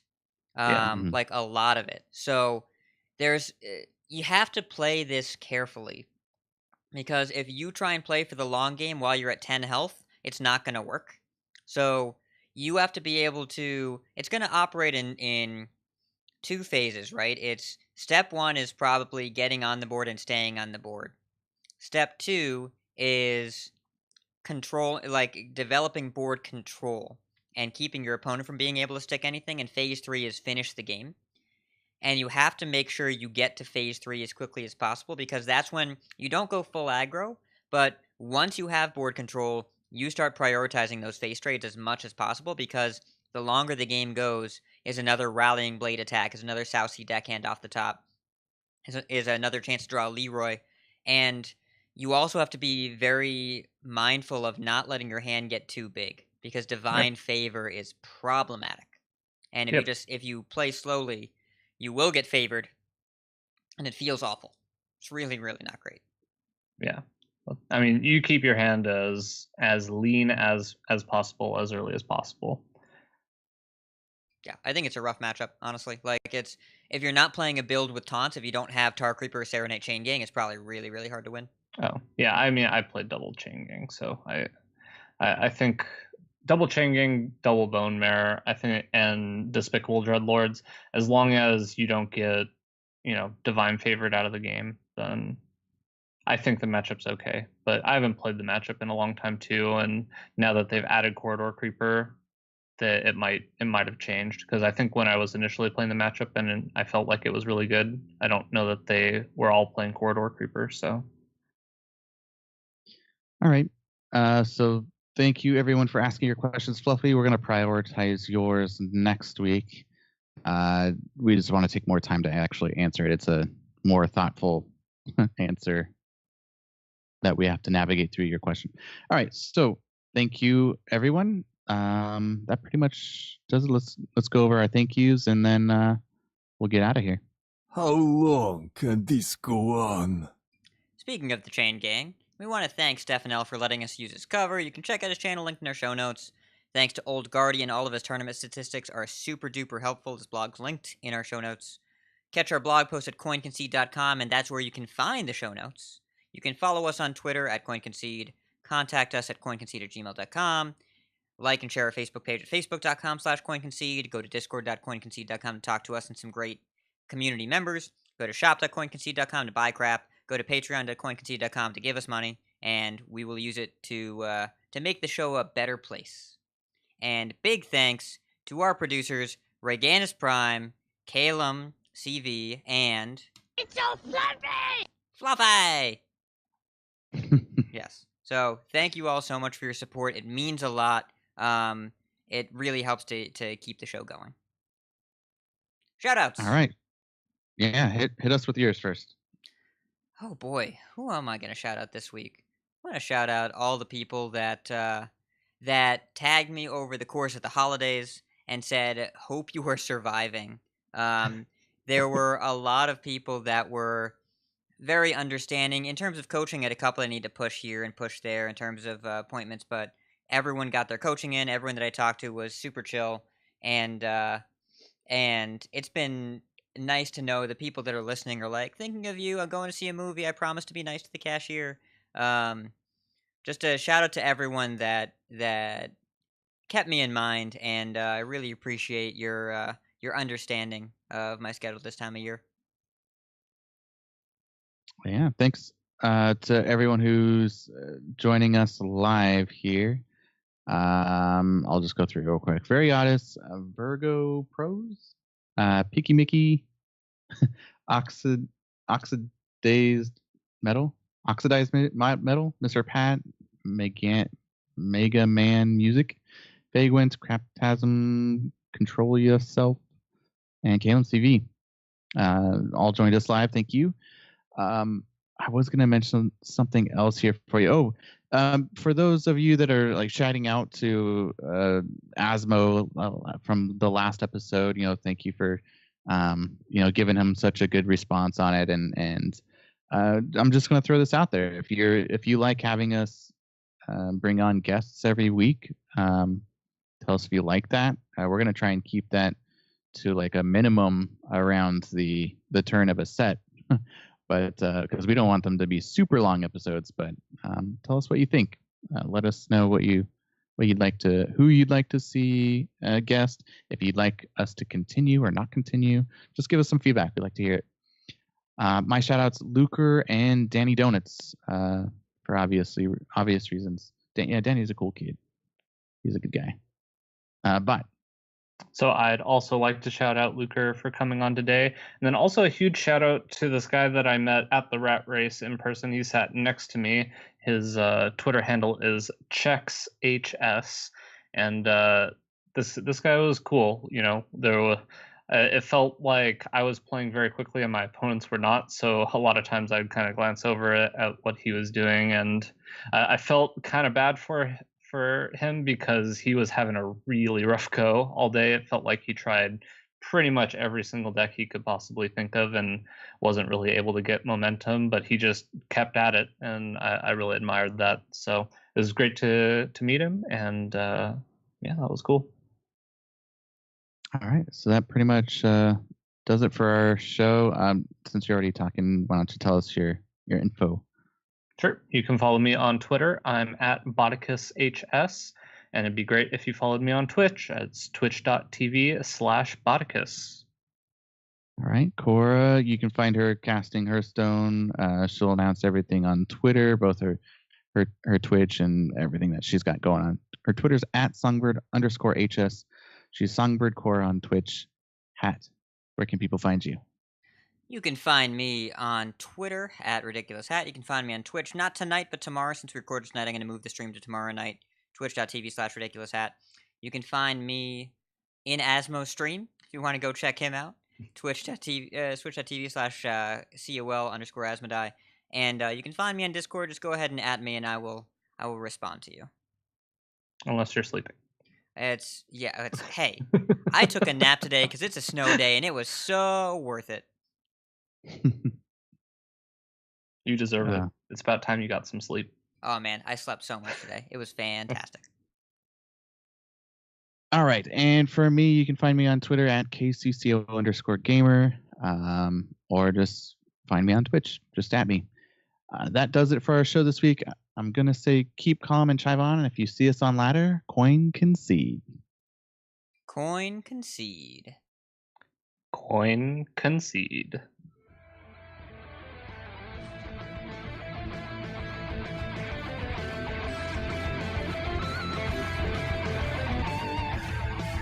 Take cold comfort in your victory. You win. I can rest now. You win. For now. Now, your victory proves nothing.